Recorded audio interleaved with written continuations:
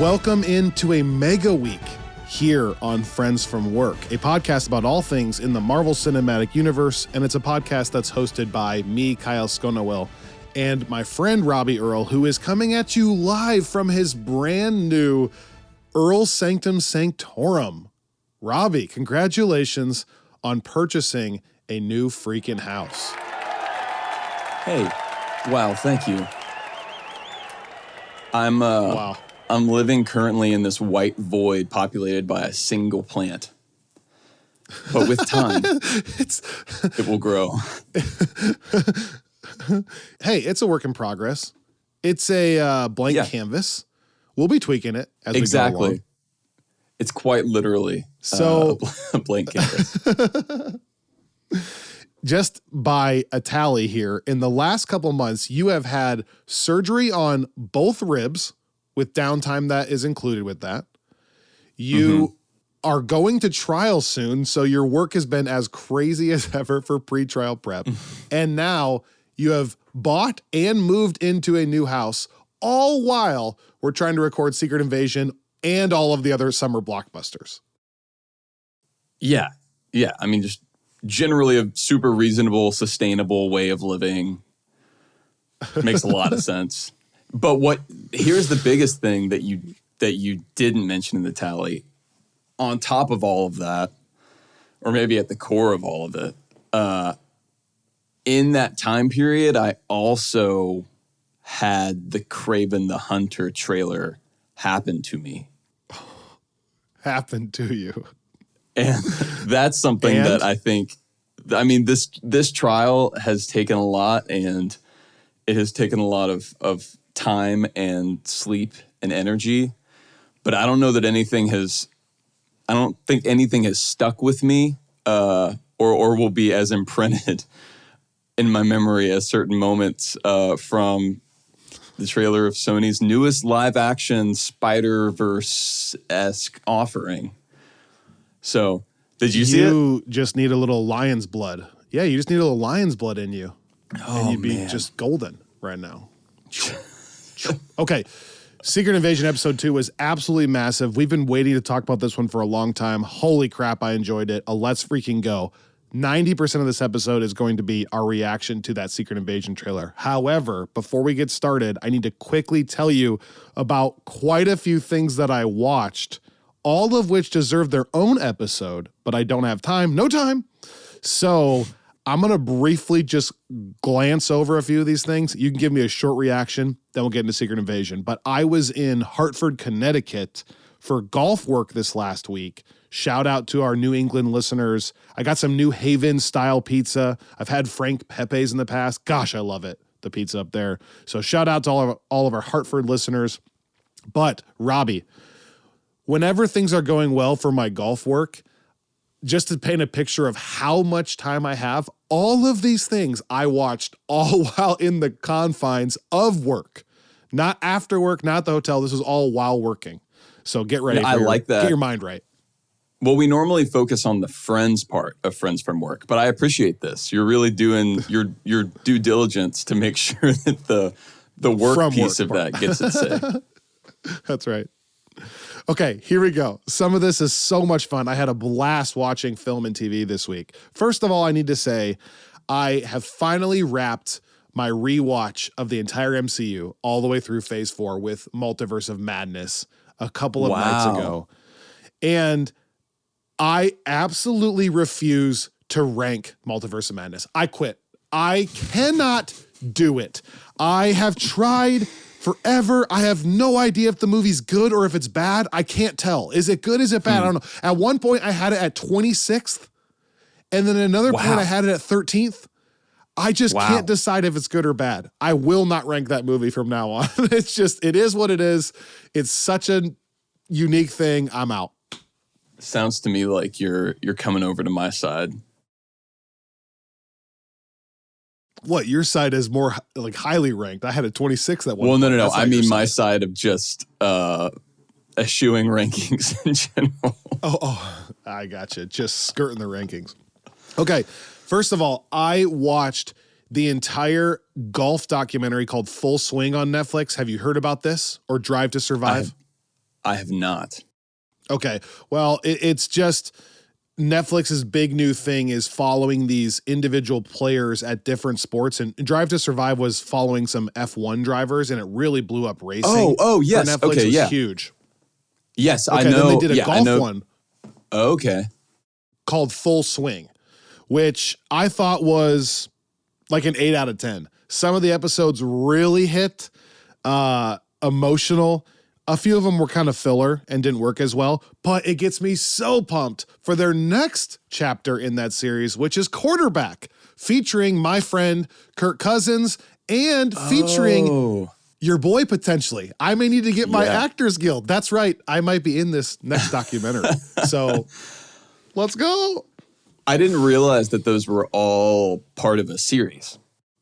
It's not like it's not the same series, but they're all Netflix produced sports documentaries following the behind the scenes of individual athletes. I don't know if they're going to eventually put them in like a package, but it's different producers. Like the Quarterback one is produced by NFL Films. Anyways, that was like an 8 out of 10. I really enjoyed it. I watched Bullet Train. Have you seen Bullet Train? Okay, I'm so excited to hear what you thought about Bullet Train, because this has been a source of contention within my friend group here. Okay. Whoa, I don't have a hot take, I guess. I don't know which side you're about to be on. I thought it was obviously extremely gratuitous. It's totally shock humor and shock violence. That's the whole point of it, which is not my scene. Anyone who listens to this podcast knows that. However, I mean, I was intrigued at the actual storyline, and towards about 2/3 of the way through, I laughed out loud a couple of times. Brad Pitt's character made me chuckle a few times. So like eventually some of the crazy humor worked. So I thought it was like a 6 out of 10. What would you say?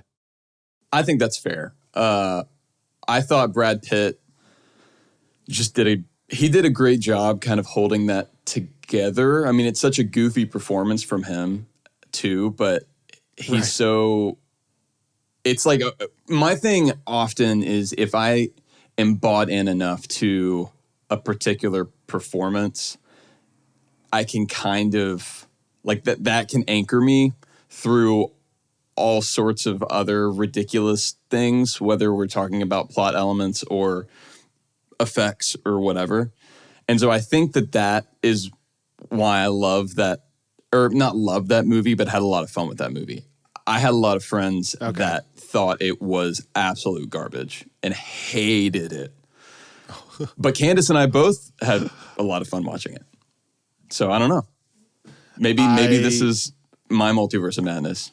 I think I'm genuinely in between both of those. Like, I don't think I loved it or had a ton of fun, and I don't think I hated it for sure. Fair. Although Aaron Taylor Johnson, again, it all comes back to Craven. Oh, good point. Excellent point.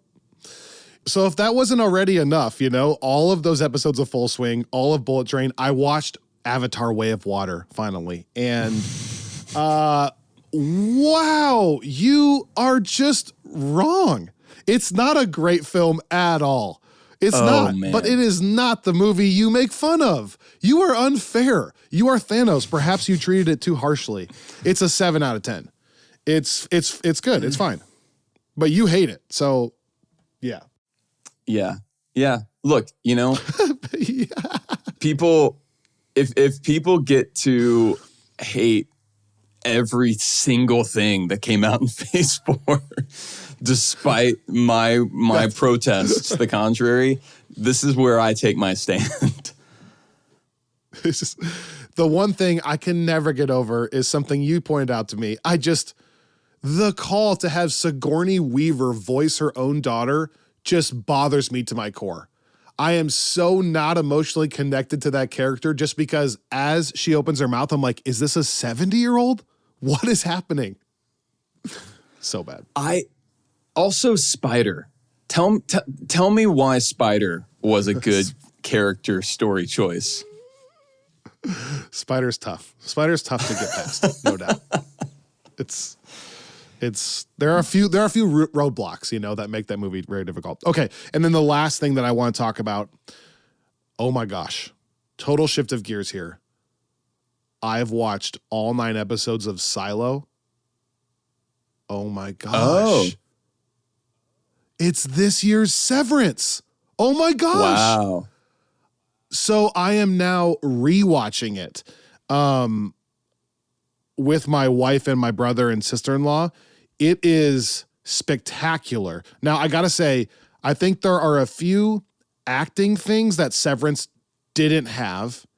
And there are a few like filler type episodes where it feels like occasionally we're wandering. It's like occasionally they remind you like, okay, this is a TV show that we don't know how to fill all the time. Whereas Severance to me was perfect.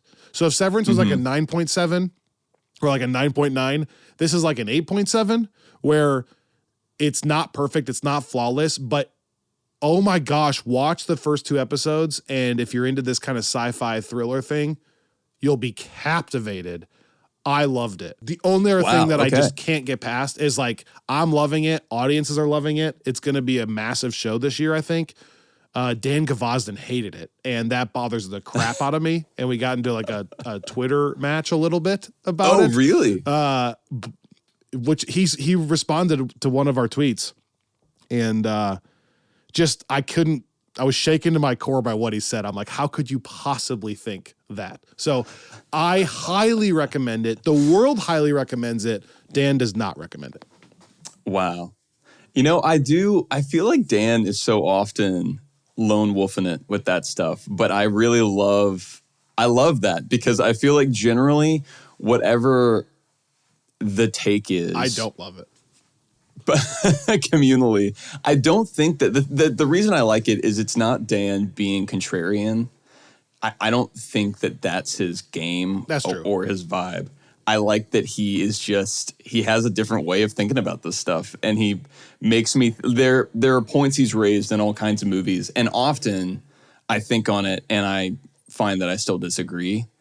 But I'm always glad that I thought through it because it changes the way that I look at the movie a little bit, normally for the better. Look, he was totally right on his Across the Spider-Verse critiques, and I love that. And I think you're right in general. However, he responded to my tweet with saying he couldn't get through the first 2 episodes because they were beyond lame. And it has an 88% on Rotten Tomatoes. And I showed that to my wife, the first 2 episodes, and I said, okay, could you ever say that's beyond lame? Come on. That's so extreme. You're trying to get a rise out of me. Beyond anyways, lame. Okay. I really love Silo. Beyond lame. Watch it win awards, and it's going to be beyond lame. Okay. What an absolutely massive episode of Secret Invasion, episode 2. And episode 2 of Secret Invasion is brought to you by our friends at Nerd Riot. Go to nerdriot.shop to get shirts like this one, my Baby Groot Nirvana t-shirt. Why do I point this out today? Well, one, because Guardians is awesome and they did awesome Guardians themed merch. But I kid you not, I get more compliments on this shirt than any shirt I have in my entire catalog. 3 different times this last 2 weeks, I'm out at a restaurant and some waitress walks up and goes, "Hey, I love your shirt." That rarely happens to me, but I've had like 5 compliments on this Groot shirt. So nerdriot.shop, go there, get some good merch. And if you're into any of these things I mentioned, they probably have merch on it.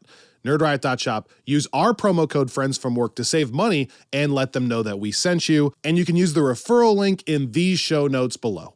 Yes, and if you do make a purchase at Nerd Riot using our code Friends from Work, you will also get a free month of Friends from Work Plus, including all of the Screensaver Plus content that we've been talking about on everything from the Snyderverse to Indiana Jones, and soon Mission Impossible, Oppenheimer, and even a little prep for Barbie for those that are interested in what's going on there. So if you are curious about what we've had going on and when we talk about all the crazy summer blockbuster stuff, and you're also wanting to get the shirt that Kyle's wearing, then you can have a real 2 birds, 1 stone moment here and go to Nerd Riot and make a purchase using code Friends from Work. We talked about Friends from Work Plus last week, which Robbie is referring to. We call this a mega week because over on Friends from Work Plus, we put out an Indiana Jones episode about the entire quadrilogy of Indiana Jones before the new film comes out. Then we're talking Secret Invasion episode 2 today, and then Dial of Destiny, our episode on that will come out this week as well. So a massive week on Friends from Work, and it's a good time to check out Friends from Work Plus using that free month from nerdriot.shop. Okay, Robbie, Secret Invasion episode 2 for me was a let's freaking go. Wow. Man, I had been telling people if you liked the first one, just kind of wait, because I feel like the second one really picks up in all ways. Like the pacing feels a little bit better. It looks even cooler. And I feel like some of the stuff from the first episode makes even more sense with the second episode. So I think what I want to do today is we got to talk about the two kind of bombshells, in my opinion, late in this episode. Then we can just go through the whole thing linearly. But oh my gosh, Nick Fury is married. Yeah. Wow. Which is such a fun Winter Soldier callback. What? I'm going to ask some dumb questions. Does he know she's a Skrull? Is he married to a Skrull on purpose, intentionally? When did he get married? Or is she hiding that from him, that she even is a Skrull the whole time? Oh, I think that's impossible, right? No, I think he knows because it's the same, which, you know, this always gets confusing with Skrull stuff, but I think it's the same Skrull woman that introduced him to Gravik in that flashback scene. When he's kind of and she speaking. Just puts on a human performance just for him. Yeah, it is a little bit weird that, I mean, maybe, yeah, I don't know. That part is, I don't know. Maybe it's the same person, but he doesn't know. But I feel like he would have to know. That would be such a weird. Yeah. And it's not delivered to us as though it's like a threatening thing, right? Like, I feel like it's supposed to be a sweet thing. Like, because I guess if anything, if it were a secret, I almost think that they would have revealed her to us as a human, and then later in the series, we would have seen that she's actually a Skrull. So it could have been like a twist. But I feel like by showing us that she's a Skrull now, it makes me think that they're kind of, that is the twist, that he's married. I don't know if there's like a double twist within, but I could be wrong. This is a very twisty show from what the creators have been saying. It gives a entirely new meaning to Secret Invasion. Wow. I think he would know because Fury knows everything. So he's got to know. The second thing that just caught my attention, I'm watching this screener actually, and we're about 2/3 of the way through, and we get to the scene where Gaia is logging into the computer, and she's trying to find out what Gravik is doing on that computer, and she pulls open a file where on that file, I paused my television the first time, and all of a sudden it hit me. Oh my gosh. Okay. In the trailer of Secret Invasion, we saw for a quick second Gravik look like he had a Flurkin arm, like he's attacking somebody and he throws out this, wiry arm. And people online have been discussing that it was a Flurkin, or recently people have been like, it looks like the Venom stuff from Spider-Man 2, the video game, which not that it is that, but that's kind of what it looked like. I never once heard somebody throw out the idea that it looks like Groot's arm, which it totally does. And in that exact moment, it hit me. Okay, she opens up the computer. On the computer, it says that they have discovered DNA from Groot, Frost Beast, Call Obsidian, and Extremis. And I had to pause that because that's what's happening. Gravik is trying to make a machine that makes them stronger, as we heard, but it's going to make them stronger not just in physical, serum type stuff, super soldier serum. It's going to actually give him other powers like Groot's arm. Are we also going to eventually see Gravik get the ability to heal his limbs like Extremis does? Oh my gosh, that was kind of a crazy reveal. Yeah. I had to pause on that too, and I still didn't think about it like you are. But yeah, I'm really curious to see how that is integrated and whether we see all of those different elements work in, or if it's kind of blink and you miss it sort of a thing. But I loved that. That was one of my favorite. That to me was kind of similar to the midlife crisis Avengers line in the first episode in terms of the just self-referential MCU-ness of it all, which maybe some people find gratuitous, but I always really enjoy. Well, this whole episode was kind of focused on this machine and the scientists and who's trying to build the machine. And we found out it is a self-improvement machine. And then we've seen that trailer shot with Groot's arm. So I don't think that's a stretch. The Call Obsidian one, for those who don't know, that's kind of the big guy, one of Thanos' minions from his, what's it called? His Dark Order? What's the exact term? The Black Order. The Black Order. A lot of people probably know Ebony Maw, so it's not him, obviously. And it's not Proxima Midnight, the girl who gets tossed up and gets splattered by the ships in Infinity War. It's the big guy with the axe. So could Gravik be trying to replicate his strength? We know what Extremis does, like I said, so some kind of regenerative power thing. What do you think the Frost Beast even is? Like, where was there a Frost Beast in the MCU, and why am I blanking on that? And what power would that give him, theoretically? My guess is that would be the thing from Jotunheim that Thor throws his hammer through, and that then shows up again in Thor the Dark World, having gotten through the convergence. Wow, look at that. That's such a seamless Thor the Dark World reference.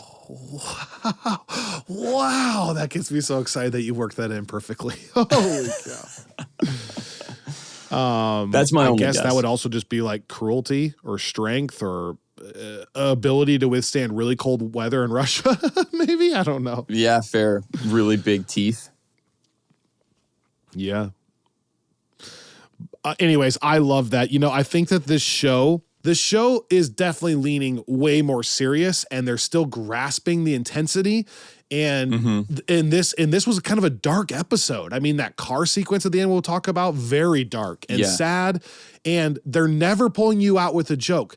But when they still need to work in an Easter egg, or they need to work in a joke, it always works for me. Or a lot of the time it works for me. So like, there's virtually no humor in this show thus far, except like when Rhodey says like, if Slovakia rolls her eyes at me one more time, I'm going to put on the suit and carpet bomb it. That was legitimately funny and appropriate. Doesn't take you out of the story.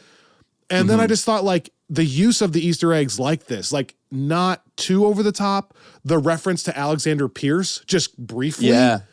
That's the connectivity that they do so well without it being gratuitous, in my opinion. So I feel like this episode struck a perfect balance, which is kind of why it's a let's freaking go for me. I just in general, and I noted this at the top when we were talking about Fury's wife. And for those that have not seen these movies a million times, that's a reference to when Steve Rogers comes into his apartment and finds Fury there playing the same song, incidentally, that closes out Endgame. He has found out that Alexander Pierce, or he hasn't found out that it's Pierce, but he's found out that somebody has breached S.H.I.E.L.D. and is showing Steve kind of a message on his phone. But what he tells him is that his wife kicked him out. And Steve says, I didn't know you were married. And Fury says, well, there's a lie you don't know about me. And I think at the time, it was either ambiguous or it was just like, oh, this is just a cover. This is what he's saying while he's showing the actual message via text.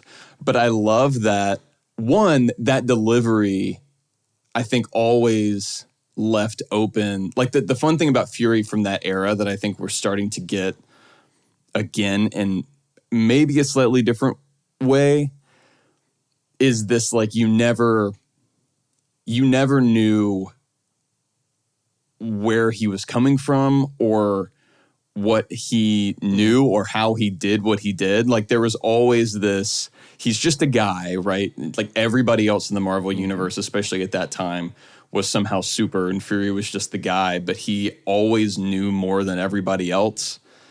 And so I love that when that line was delivered, it was really unclear whether that was just a straight up lie or if maybe there was something to it. And I love that this is the kind of circle back that feels appropriate to me and earned and realistic. And I like that. I think it'll be interesting to track as we go through Secret Invasion, the similarities and differences between this and Captain Marvel in how much they both kind of do the secret history of Nick Fury and S.H.I.E.L.D. thing. Because I think that there were parts of Captain Marvel that I could never quite fully square with the version of Nick Fury that we got, especially in Phase 1.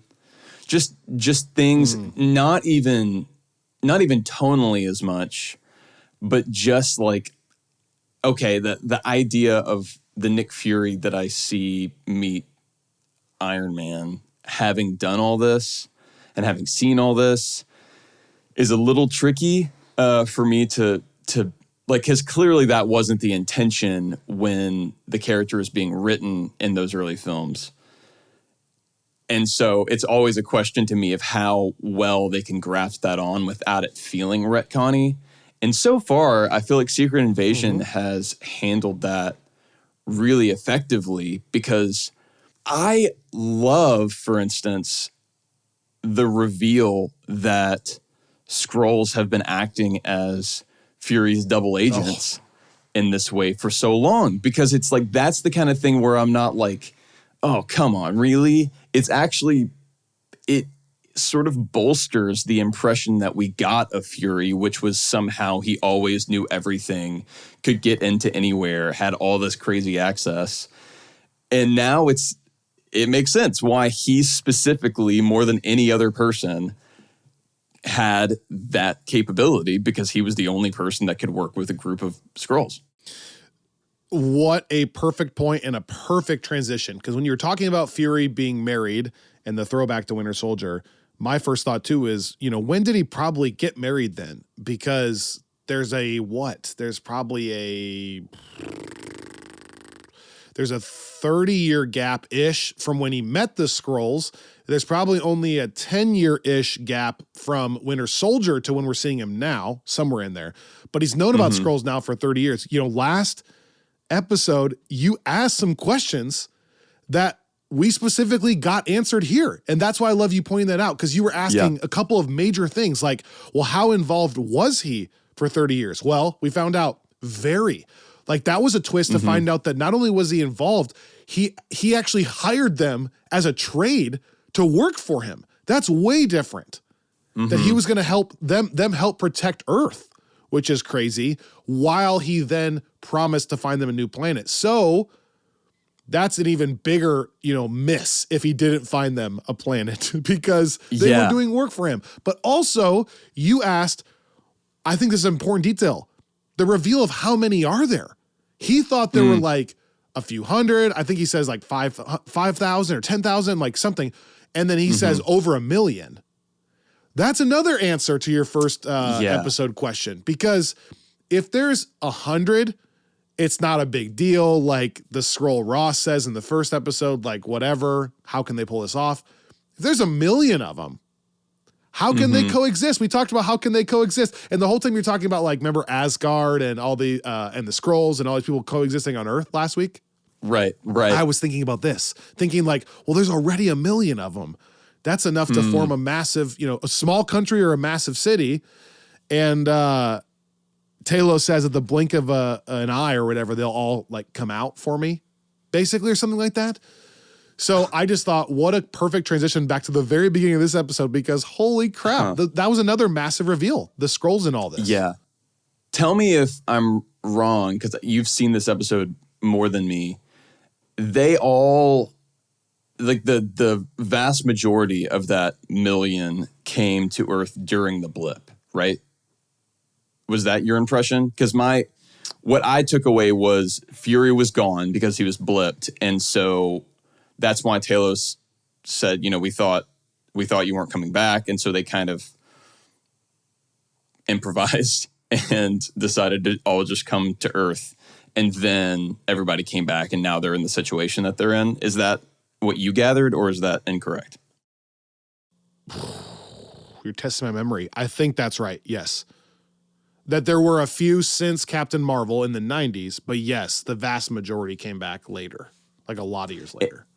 Unless, because I don't think that they would be referring to Fury going dark after Winter Soldier, right? That's, right. By the way, that's, nope. I'm not going to go down a tangent on this, but maybe we will later. That's one of the things that I think we talk about these moments in the Infinity Saga that sometimes I wish for one reason or another had been given a little bit more room to breathe. And one is Fury's decision at the end of Winter Soldier to go underground. Because, like, I get why they brought him back for Age of Ultron, and we've talked about that piece of it, but I feel like it muddles the perception of Fury post Winter Soldier. Like, I don't really know, like, because you're left with the impression at the end of that movie that everybody thinks he's dead, and therefore he's going to be able to kind of go and live as a ghost. And then, you know, obviously the Avengers know he's around during Age of Ultron. I guess Rhodey does because he's there in the final battle.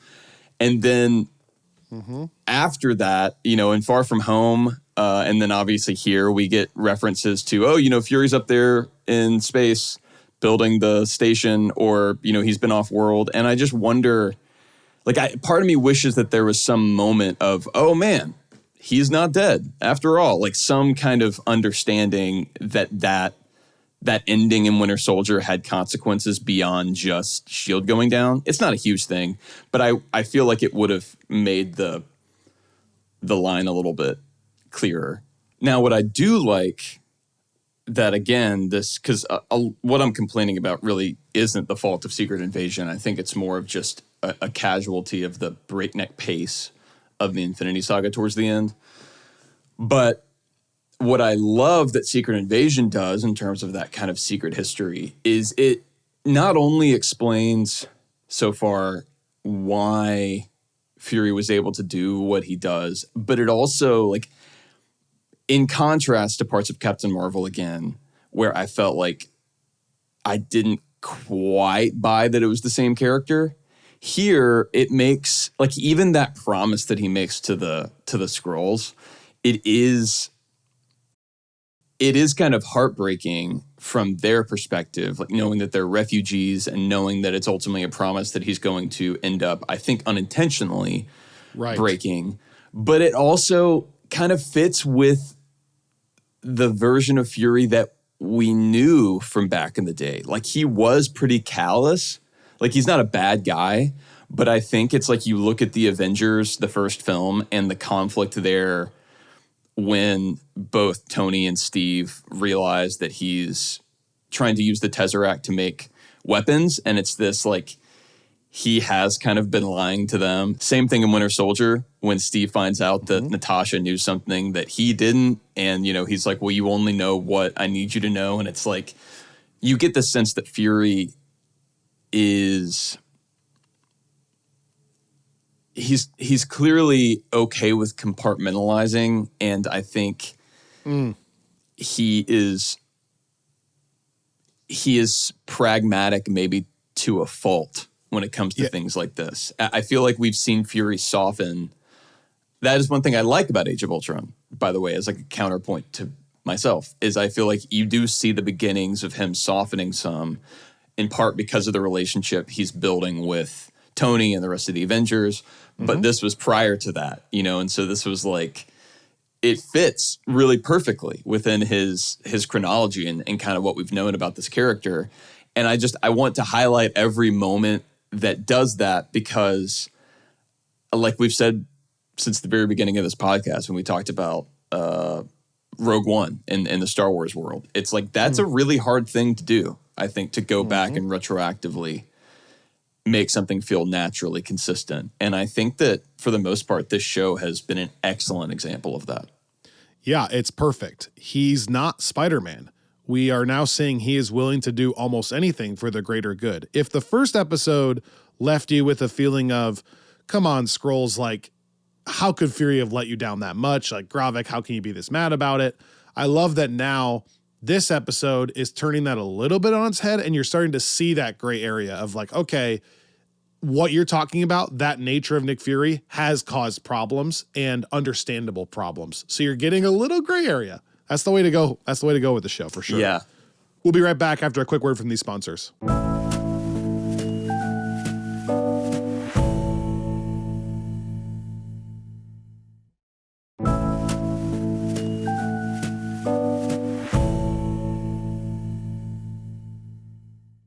I think one of the reasons that this show got compared to Andor a lot is in these dialogue heavy sequences. And I love that part of the show. So in the first episode, maybe at times the pacing felt a little bit slow, but for me here, especially in episode 2, the dialogue lengthy scenes are my favorite scenes. So the first one that comes up in chronological order is the sequence inside the train.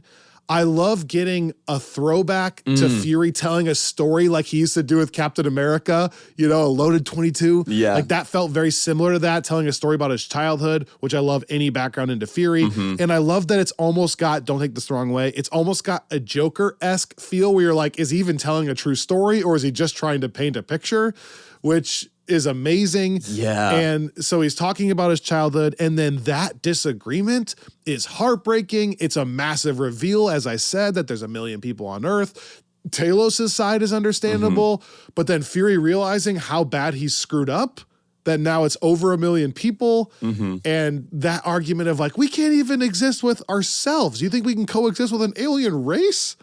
Like, that just like poignant, good commentary, awesome dialogue, great performances. I was so into that. Well, and such a great kind of perfect Samuel L. Jackson performance. Yes. The name of the game is Tell Me Something I Don't Know is just like it's great Samuel L. Jackson. It's great Nick Fury, and it feels so that scene was super well written, I thought, because the way that you get from point A to point B is not predictable, but it's also not forced. And I love those. I think in general, I really liked the writing for Fury a lot more in this episode. And maybe that's just because it's a more familiar version of him as he's kind of getting back into it. But yeah, I agree that the train car scene was a highlight for me.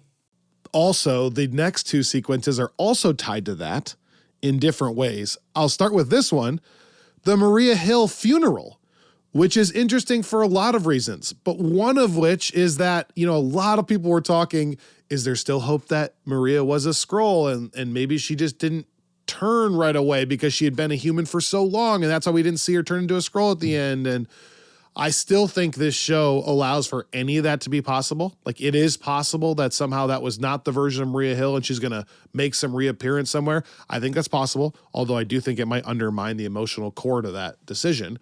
But I think we took a step further now to saying, no, this was the real Maria Hill by just going through with the whole funeral, right? Yeah, I think so.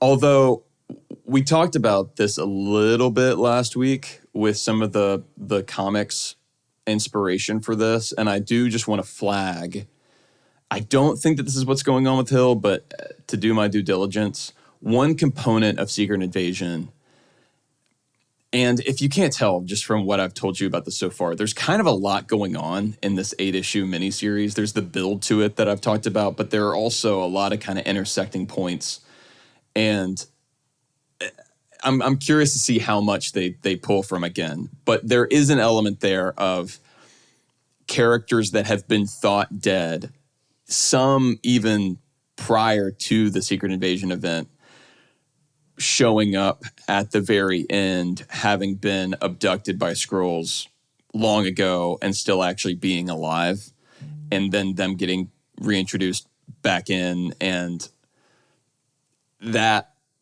again, even that is kind of a simplification because there are some confusing parts of how they executed that. But I do wonder if I don't think that that'll be the case with Hill, but I'm sure folks that have read the Secret Invasion event in the comics probably have that in the back of their minds. It's possible. Did the funeral sequence help your concerns with the way they handled Maria's death in the first episode at all? Like, did it a little bit add to the emotional weight or not? Yeah. No, it definitely did. That combined with the Rhodey conversation, which I assume we'll talk about in a second. So that was my next scene but when I said the two sequences. Yes. Yeah. So, well then, yeah, maybe we can talk about it. But yeah, I feel like it all added weight to just what happened in general. Like not just Maria's death, but also the consequences of Nick having kind of lost a step and getting fooled, and how it's not just all these people, including Maria, died. It's now an international incident that the Skrulls are going to try to use to make into a global incident, essentially. Right. And so, yeah, I need to go back and rewatch these two. I think together. Yeah. Like I did. My concern had been not the way that it was handled on the page in terms of the story there, or even the writing of it. It was just the pacing at the very end. The chaos of that moment, I thought, was a little bit jarring with the significance of that character's death. Whereas like I needed it to breathe a tad more. But I wonder if now that I've got greater context, that's a concern that fades some. Because yeah, I mean, I would like to rewatch that in light of what we now know in this episode. Well, then you transition perfectly into my last sequence, which is I again love the dialogue heavy scene between him and Rhodey. First of all, a couple details. I loved where they actually filmed the scene in that tavern. I loved the lighting. It looked very different than we had seen. I love the like noir feel of the light coming through those windows. I loved what they actually got into and how it went down. Like I understand my wife was mad at Rhodey for such a disagreement. However, I see his side, that it's getting out of control. Yeah. I loved, even though it's so, it's so cheesy, but I love I'm Nick Fury. Even when I'm out, I'm in. Like I literally said, I'm in before he did. But I love that, like callback, but also like badass Nick Fury. And I liked Rhodey standing his ground, and we were seeing a Rhodey that's now advanced, like we talked about in our friendly reminder, which go watch that on YouTube to catch up. But all this tying together, there's still a tiny chance that was a Skrull Rhodey, and that's why he wants him to stand down, right? There's still that chance. Like he was a little over aggressive for the last time we saw Rhodey, so it's possible. That's what the show's going to be about, like constantly asking the question. Yeah. Well, and I love that. I guess as we talk about that, we have to leave that possibility open. Treating it as Rhodey, taking it at face value.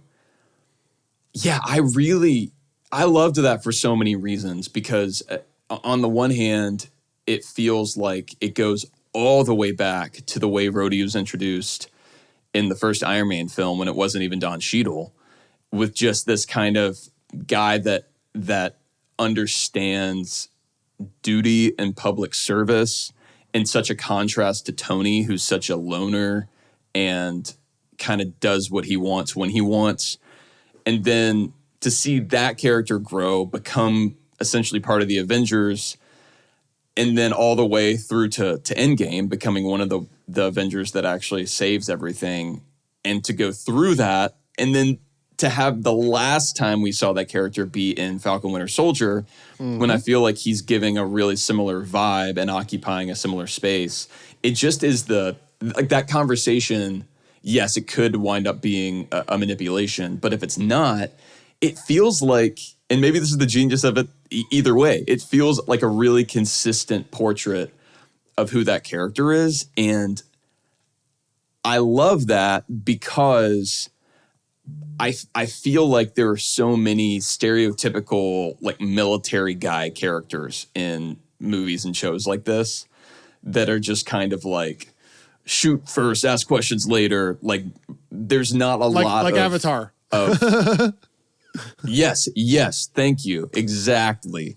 Like there's not a ton below the surface. And I really like that not only has Rhodey, and in part due to Don Cheadle, really carved out a very specific take on that and like an interesting conversation to be had about like the relationship between that like duty to friends, duty to country, and then where like as Falcon Winter Soldier really examined like where race fits into all that.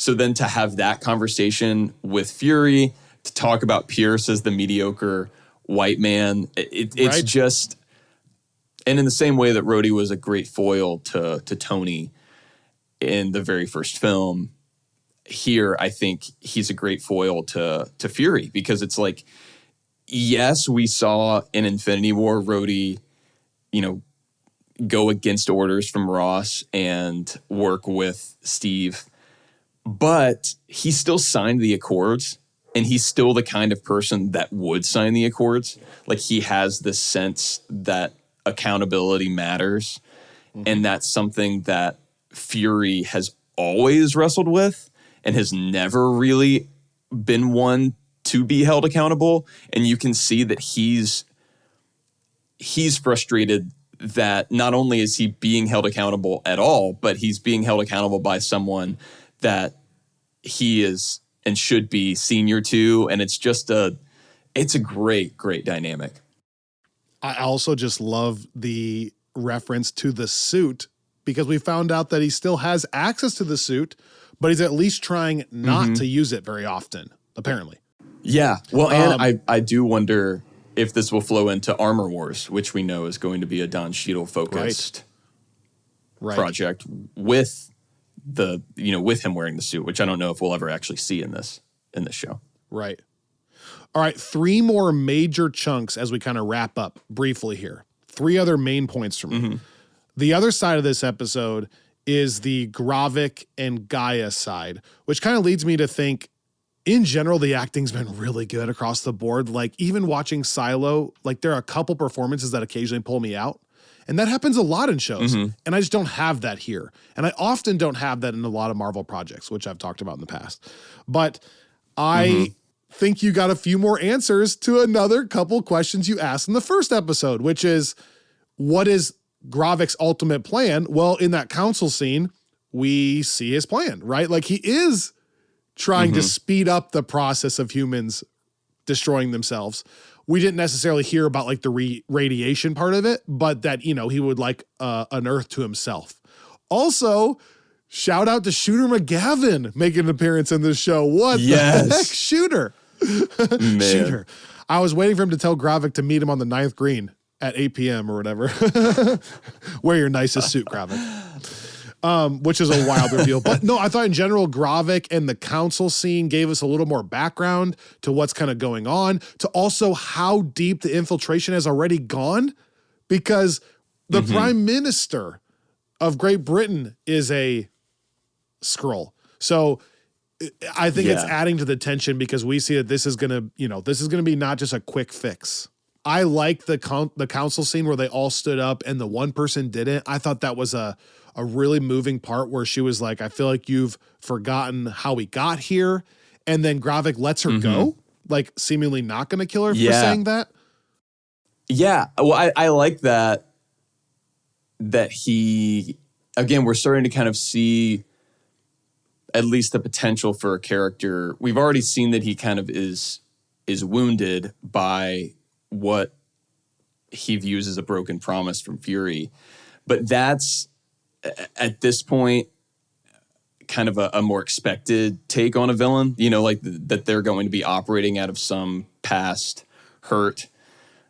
But what I like here is that we're also seeing that he's just someone that respects strength and some level of fortitude and backbone. And so I like that when there are other villains that we've got in the MCU that if someone were to stand up like that, the moment would be, okay, well, I'll just kill you. And I like that we're seeing that he's, again, a different kind of character that it seems kind of internally consistent. Like in the same way that he has no respect for Talos because he views him as weak, he does have respect for this council member who is kind of willing to stand up against him and the rest of the council. Right. And then the Gaia-ness of this all, which is that we're seeing her slowly starting to change sides, kind of, she's starting to question Gravik's, they don't let her into the council meeting, which she's offended by. She's sneaking around on the computer. I think we're starting to see that transition. But I think that made that very last scene in the car so heartbreaking to me. Like, that was a disturbing scene where the guy who had been tortured is just asking if they got home. And with like the execution of that, where like, pun intended, the execution of that where he just hands a gun, doesn't even tell the other guy what he's doing. And the way they shot it, where it's just Gaia's face, as you can hear the gunshot in the distance. And she's like starting to really be like, this is messed up, dude. But she can't say anything yet because she knows she'll die. I thought that was really disturbing. Yeah. Which leads me into my last point, which is, oh my gosh, underrated action here with the meatpacking plant breakout and the Olivia Colman torture stuff and the graphic nature of it. The Olivia Colman torture stuff was, I think, my favorite performance of the whole show so far.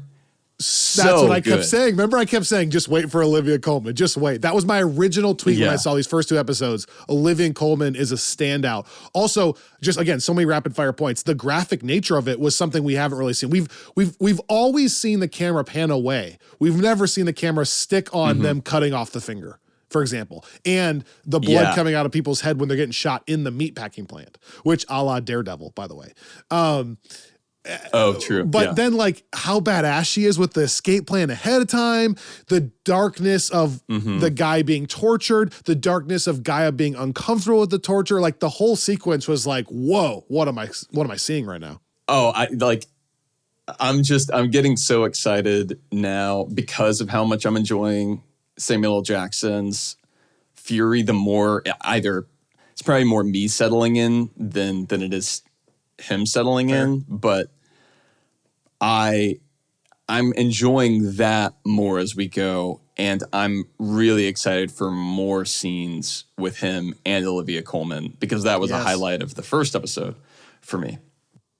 And the differences between both of them being willing to do whatever to stop this versus Talos being really unsettled by killing really anybody in this. And is that disagreement brewing, Do we ever end up getting a Nick Fury and Olivia Colman kind of on the same side with Talos and Gaia maybe on the other side kind of thing? Crazy. I guess my final question, what kind of mindset do you think Talos is in right now? Because I think towards the end of this one, we get that call that he has with the council member, and he's basically saying that he's kind of back, and he's not to be messed with. It seems to me that maybe he's underestimating Gravik and that we're heading towards some bad situation for Talos. I'm not saying I think he's going to die necessarily, but is that the sense that you get, or do you think that actually maybe we're underestimating Talos and he's got kind of a trick up his sleeve? No, I think he's underestimating Gravik. I think that's fair because he keeps thinking like, oh, we can just kind of fix this real quick. Like, don't hurt anybody. Let me talk to him. Let me talk to Gaia. It's going to all work. That being said, I wonder if what Fury said is breaking him a little bit emotionally. Like, are we, because we're clearly seeing a more hardened version of Talos as we're going along, right? Like, I do wonder, I don't know. I wonder if that's rubbing off on him and it's going to make him more angry, and that's going to change the way he handles the situation in the first place. So maybe he's got a trick up his sleeve, but no, I think he's underestimating it.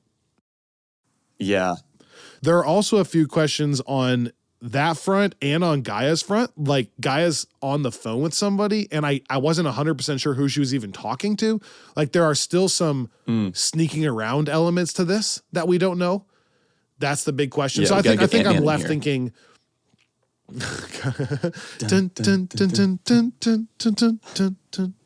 I am sneaking around. Shout out Christoph Beck, friend of the pod, one of the best scorers ever in the MCU.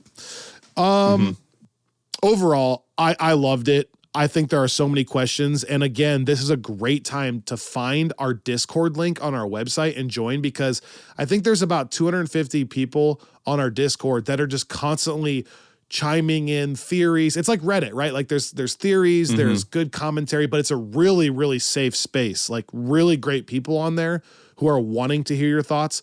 Robbie and I will hop on there occasionally and help chime in after these episodes. But it's a great space to kind of run wild with theories, which this show is obviously leading a lot towards. I loved this. I thought the first episode was a let's go. I thought this was a let's freaking go. So if the first episode was a B, which I still really liked, this was an A for me. And I am genuinely intrigued to see where this goes. My wife and I were left with a really weird feeling because of that murder sequence in front of Gaia at the end. But I think there are a lot of ways they can take this. I'm intrigued about the machine. I'm intrigued about Gaia and Talos' role in this. Do they get a chance to reconnect? I'm intrigued to watch Fury kind of realize how bad it's gotten. I liked seeing the council and what that looks like and how deep the infiltration has gone. I like seeing someone from the council check out of it and say this is too much. Where are we heading on just the grander political scale? The new Skrullos thing, how is that going to resolve with those machines they have that keep people locked out? Are there more people like that are under that same spell thing? Just a lot of questions for me, but overall, let's freaking go. I feel like the visual, the acting, the writing was very, very excellent here. Yeah. I think I'm in a pretty similar spot. Last time I was somewhere in the B to B plus range, and I think here I'm in the A minus to A range. So I think somewhere in the realm of let's freaking go. I had a lot of fun with this one. It's still way too early to tell, but gosh, I really just hope they land the plane. Like I hope that this series starts strong and stays strong throughout. Like I said, thank you so much for listening. This has been a joy. We have so much going on over on Friends from Work and Screensaver. So check out all the podcast episodes we've been putting out. And if you just watched Secret Invasion episode 1, go back and listen to that episode. And then hope you enjoyed this one. Stay in touch with us. We are at the FFW Podcast on all social media, and our website is the ffwpodcast.com. On those two places, you can find all of the links and info you need. And if you're wondering about sponsors or promo codes or any of that stuff, check the show notes below, timestamps, etc. Just a lot going on, and so we want to try to make your life as a listener as easy and smooth as possible. So many different ways to get things from us. So thank you for watching. Thank you for listening. Please subscribe to our podcast, and we'll see you next time right back here. Well, a lot of other things in between there, but we'll be talking Secret Invasion episode 3 a week from today. We'll see you. Thanks.